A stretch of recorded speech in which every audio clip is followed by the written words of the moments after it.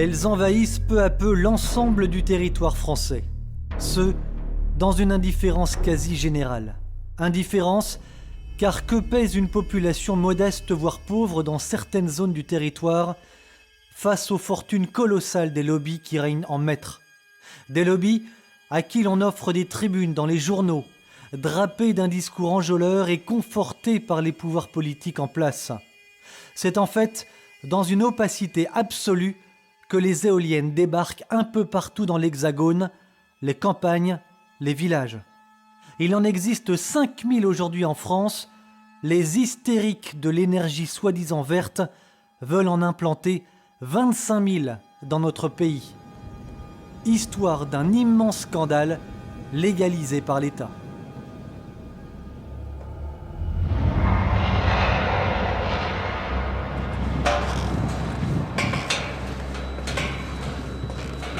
La plupart des Français n'est pas ou peu informés de ce qu'est réellement l'éolien et ce qu'il en coûte.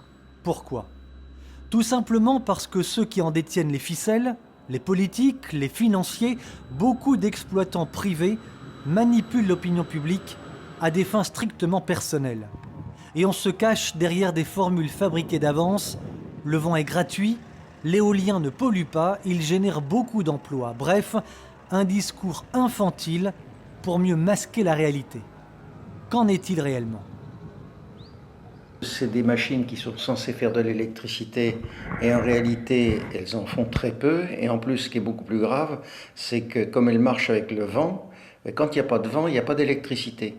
Donc ça veut dire que derrière une éolienne, quelque part, puisqu'on ne stocke pas le courant, vous avez des moyens de production qui se substituent aux éoliennes et qui ne sont pas du tout écologiques. Ce sont des centrales à charbon ou des centrales à gaz. Précisément, c'est ce qui s'est passé en Allemagne. Le pays souvent montré en exemple parce qu'il a choisi d'arrêter son programme nucléaire. Ironie du sort, l'installation d'éoliennes un peu partout sur son territoire a contraint l'Allemagne à augmenter la production de ses usines à charbon et à gaz pour combler le déficit de production des éoliennes. Si les éoliennes s'arrêtent par manque de vent, l'économie d'un pays, elle, ne peut se priver d'électricité. Conséquence, l'effet inverse de l'objectif visé au départ, car du coup, l'Allemagne a augmenté fortement ses rejets de CO2 dans l'atmosphère. Splendide résultat. Est-ce que la France a besoin, pour son électricité intérieure, d'éoliennes supplémentaires à l'énergie nucléaire ? Il se trouve que la France n'a pas besoin d'électricité puisqu'on en exporte 15%. Donc la messe est dite, si vous avez mieux. Donc il n'y a pas besoin d'éoliennes ? Non, mais ce qui est pire encore, c'est qu'il y a un mensonge beaucoup plus terrible derrière. C'est-à-dire qu'on fait croire aux gens qu'on va fermer des centrales parce qu'on met des éoliennes. Or, depuis 10 ans, d'abord, on n'en a pas fermé une. Donc on se paye la tête des gens. Donc, pour justifier ce programme, mais le programme de la transition énergétique dit tout. Mais vous n'avez jamais entendu, on va fermer. Donc il y a un mensonge. Autre mensonge, le coût de l'éolien. Les Don Quichotte modernes ne cessent de clamer que l'éolien est une énergie gratuite. C'est faux.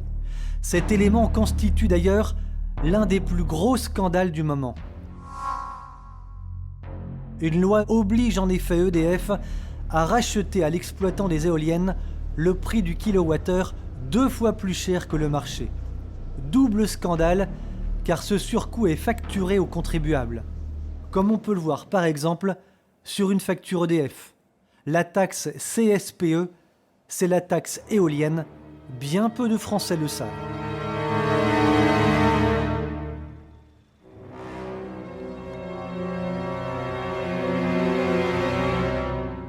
Pour parvenir à leur fin, les exploitants d'éoliennes se parent des plus beaux discours et usent de pression dès que des habitants leur résistent. Philippe Le Bouvier, un habitant du département de la Manche, en fait les frais. Alors qu'un exploitant privé projetait d'encercler 2 villages d'éoliennes, Montbray et Margueray, Philippe Le Bouvier a porté plainte. Est-ce que l'exploitant vous a proposé une somme d'argent pour que vous arrêtiez la procédure ? Oui, une très grosse somme.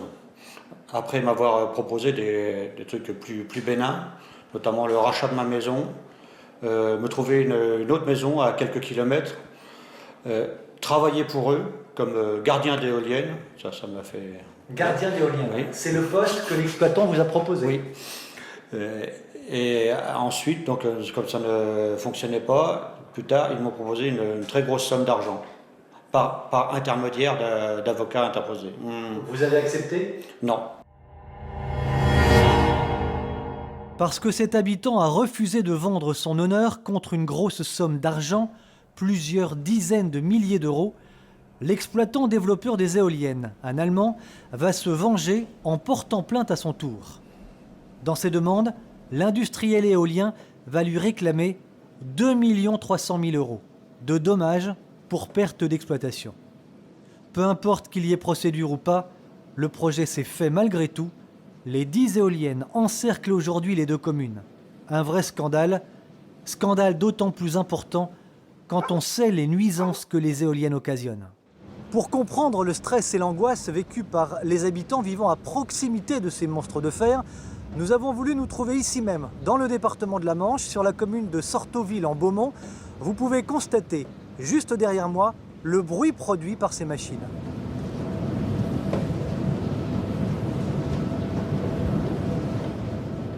Nous sommes encore la première destination touristique du monde.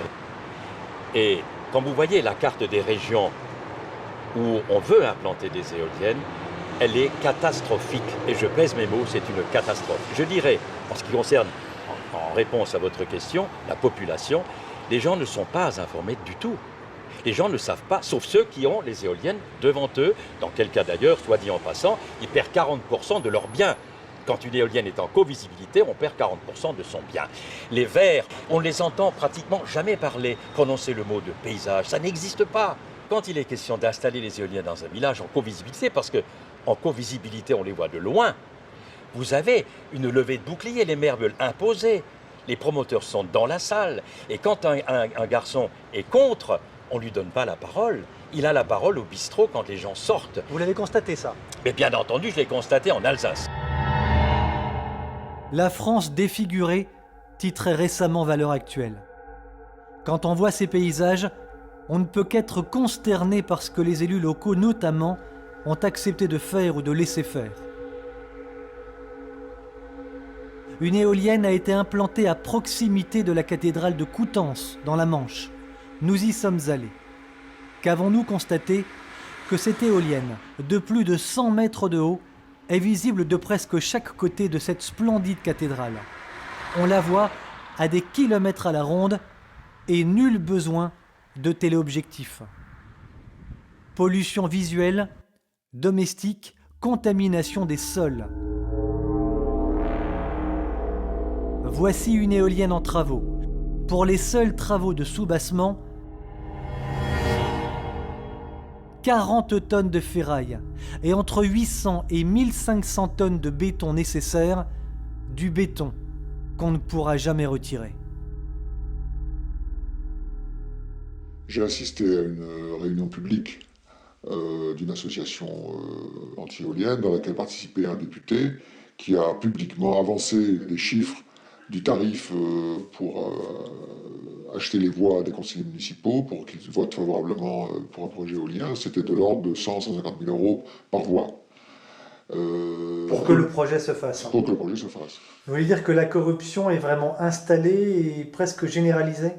Elle est installée et généralisée. Elle peut prendre une autre forme qui est celle de la prise illégale d'intérêt, qui est bien connue, où c'est normal, dans des communes rurales, beaucoup de conseillers municipaux sont propriétaires des terrains sur lesquels on va construire des éoliennes. Et ça, il y a de nombreux cas qui sont maintenant avérés, puisqu'il y a des procès en cours.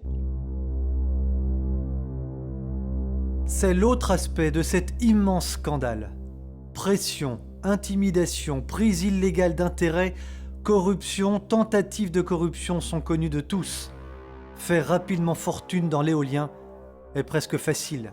Alors des revenus juteux, on peut le dire, puisque en fait on estime aujourd'hui qu'à peu près une centaine de fortunes se sont constituées en seulement quelques années sur les énergies renouvelables. Et surtout dans le haut du gratin de ces fortunes, les 3 ou 4 premières d'entre elles font plusieurs centaines de millions millions d'euros, c'est-à-dire autant que le budget du ministère de la Culture. Ludovic Grandjean, combien les éoliennes coûtent-elles aux contribuables ? Alors, cette année, la CSPE va coûter à l'ensemble des consommateurs français un peu plus de 5 milliards. Grosso modo, on est à 600 ou 700 euros, l'ordre de 600 à 700 euros en note d'électricité. La CSPE, pour le moment, c'est 12 à 15%. Elle va grimper à 30 si rien n'est fait. Et donc, c'est 120 à 150 euros qui vont être ponctionnés sur les ménages. L'éolien terrestre se développe, l'éolien offshore et l'hydrolien ont également le vent en poupe. Des dizaines de projets ont déjà fleuri un peu partout sur le littoral français. Saint-Nazaire, Paimpol, Saint-Brieuc. On parle de 1200 éoliennes au large des côtes.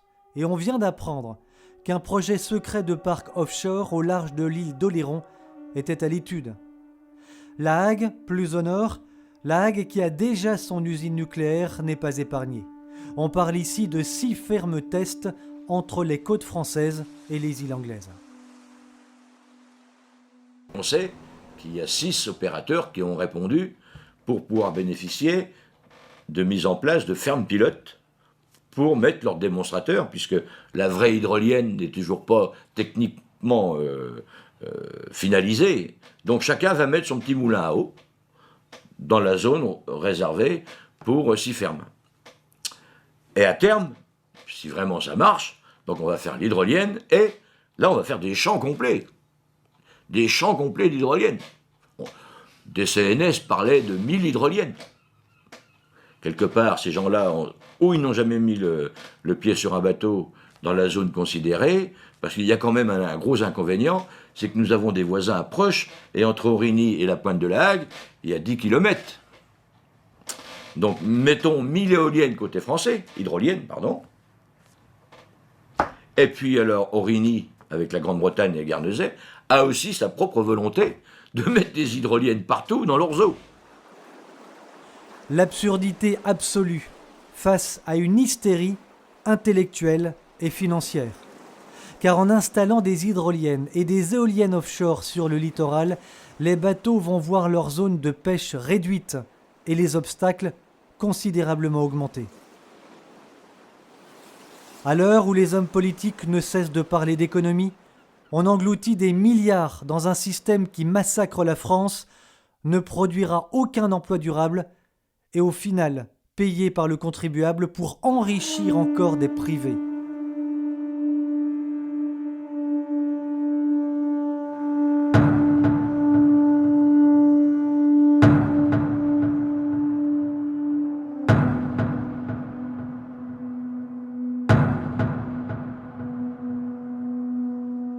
Nous n'avons pas pu tout aborder dans ce reportage, tant la masse de scandales à soulever est considérable.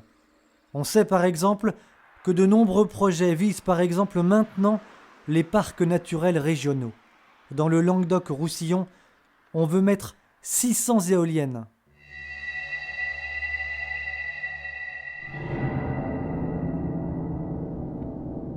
Il est temps que les Français, les politiques, les écologistes, un tant soit peu honnêtes, fassent cesser cette gabegie dont les conséquences seront à très court terme irréparables.